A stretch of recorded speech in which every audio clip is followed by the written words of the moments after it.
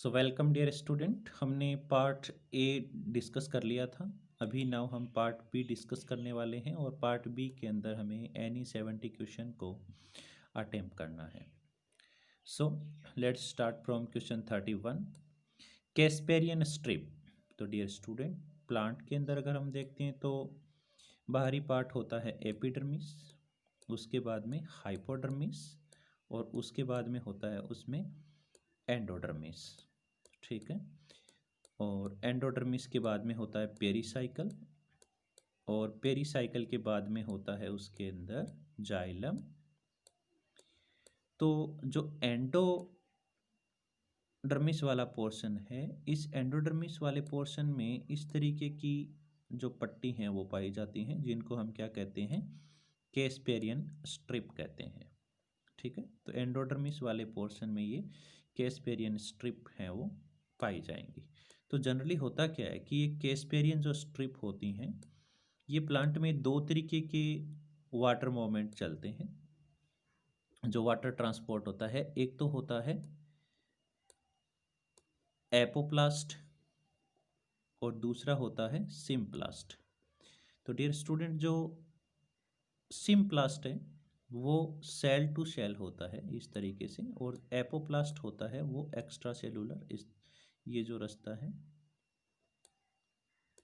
ये एपोप्लास्टिक है।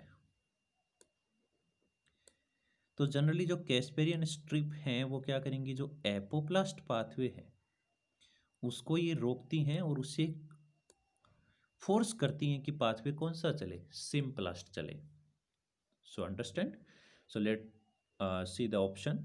Limit the pathway available to water and solute, forcing them to enter the symplast. So option A must be correct.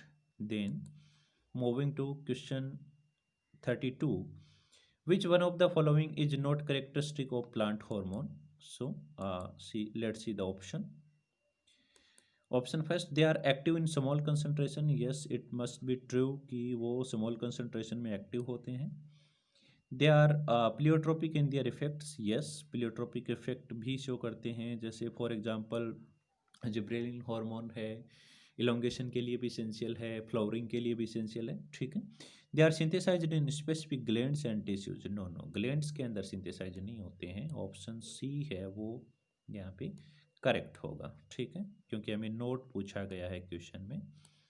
Then moving to question 33, in vascular plant most cytokinin are produced in which of the following plant parts. तो generally इसका जो production है वो lateral branch के अंदर ज़्यादा होता है। Then moving to question 34, the pigment that play a key role in photomorphogenesis. तो फोटोमॉर्फोजेनेसिस के अंदर जो फाइटोक्रोम है, ये सिग्नलिंग मॉलिक्यूल्स हैं।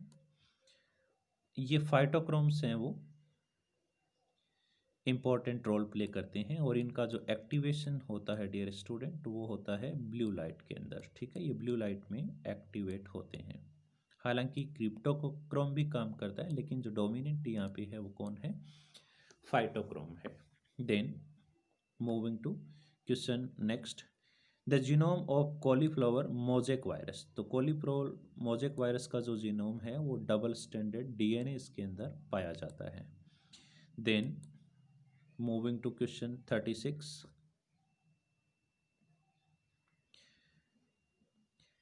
infectious single stranded RNAs in plant that are not associated with any protein is called।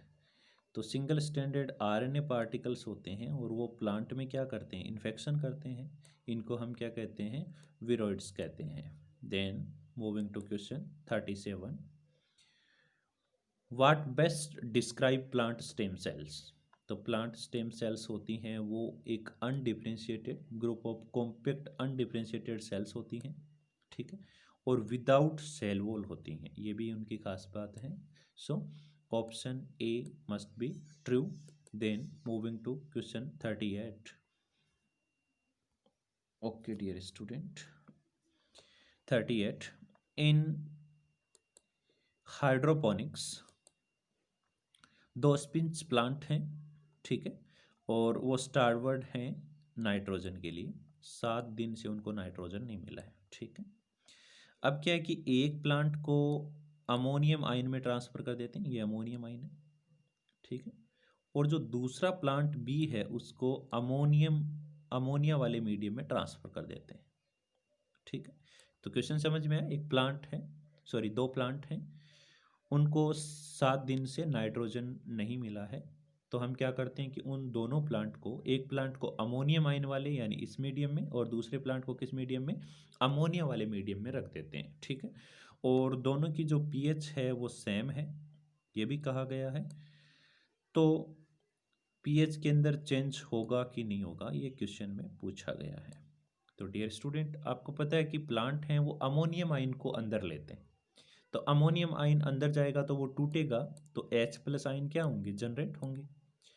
तो sure है कि प्लांट जो ए है उसका पीएच तो चेंज होगा, लेकिन अमोनिया को प्लांट है वो डायरेक्टली इनटेक नहीं करते हैं, तो ऑब्वियसली जो मीडिया बी है उसके अंदर किसी भी तरीके का कोई चेंज नहीं आएगा। So let's see the option A. pH of medium A will be reduced and medium B will be increased। No no no, medium B के अंदर किसी भी तरीके का चेंज है वो नहीं देखने को मिलेगा, तो ऑप्शन ए को हम यहाँ पे कट कर सकते हैं। Then pH will remain unchanged in both of the media। No, media A के अंदर है वो pH चेंज होगी। pH will similarly change in both the media। No, pH of media A will only change but not of media B। yes, it's must be true कि pH media 1 की है वो change हो जाएगी, लेकिन media 2 की change नहीं होगी। Then moving to question 39। तो इथाइलिन सिग्नलिंग का क्वेश्चन है। क्वेश्चन देखने में बड़ा है but it's a very easy question. Ethylene एक नेगेटिव रेगुलेटर होता है, कुछ स्टेटमेंट पहले दिए हुए हैं रूट इलोंगेशन का, और ACC है वो इसका सबस्ट्रेट है, ACC से ही इथाइलिन बनता है। Mutation in EIN2 gene abolish ethylene signalling. Okay, so देखते हैं। ACC application will enhance root length. No no no, root अगर ACC अवेलेबल है तो ये क्या करता है, रूट को नेगेटिवली रेगुलेट करता है, तो इनहांस वाली कंडीशन को काट दीजिए। अब है शॉर्टन, तो ACC application will shorten root length in EIN2 mutant but not in normal plant। ACC application will shorten root length in normal plant but not in EIN2 mutant। ठीक है, so option C है वो यहाँ पे true है, क्योंकि ये क्या करेगा, रूट का जो लेंथ है उसको शॉर्टन करेगा, ठीक है। Then moving to question next 40। Enzyme marker enzyme for plant mitochondria. Plant mitochondria के लिए जो मार्कर एंजाइम होता है वो क्या है, सक्सीनेट डिहाइड्रोजनेज एंजाइम्स है। Then moving to question 41। The physiologist define the term homeostasis. तो होम्योस्टेसिस का मतलब ही होता है कि हम इंटरनल इन्वायरमेंट है उसको मेंटेन करके रखें, ठीक है, उसको एक कांस्टेंट पोजीशन में रखें। तो maintenance of nearly constant condition in the internal environment. So option B must be correct. Then moving to question 42। Kidney perform their function, sorry, kidney perform their function by first filtering large quantity of. तो kidney है वो क्या करेगी कि उसके अंदर जो glomerulus वाला एरिया उसमें सीरम है, through the glomeruli into the macula densa, ठीक है। So option B must be correct. Then moving to question 43। In human eye the light exposure to retinal photoreceptor. तो जनरली क्या होगा कि जब रेटिनल फोटोरिसेप्टर के ऊपर लाइट है वो गिरेगी तब जो सिग्नलिंग है वो क्या कॉज करेगी, हाइपर पोलराइजेशन को कॉज करेगी। Then moving to question 44। Which one of the following cellular arrangement from inner to outer side of the retinal layer is correct. तो रेटिनल का लेयर का जो इनर टू आउटर जो sequence होता है वो क्या होता है, पहले फोटो रिसेप्टर होता है इनर की तरफ, फिर क्या होता है बाइपोलर सेल्स होती हैं, फिर गैंग्लियोनिक सेल्स होती हैं, और फिर क्या होते हैं कॉर्ड्स होते हैं। ठीक है, so option B must be true. Then moving to question 45, blood is supplied to the vasa recta in kidney by the, तो ये किससे होगा, एफरेंट आर्ट्रियोल से होगा। So option A must be true. Then moving to question 46, glomerular filtration है, is increased by increase afferent arteriole diameter. नहीं, अगर efferent arteriole diameter बढ़ा दिया गया तो ब्लड प्रेशर क्या हो जाएगा, लो हो जाएगा, तो ऑप्शन ए तो नहीं होगा।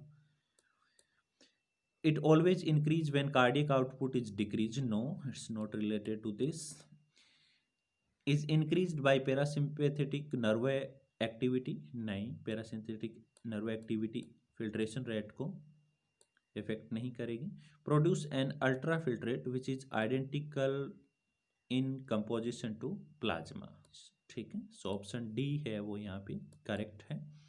Then moving to question 47, which one of the following is correct concerning the structure and function of the heart. तो हार्ट है, उसके अंदर जो करेक्ट फंक्शन है यहाँ पे मैं डायरेक्ट बता देता हूँ।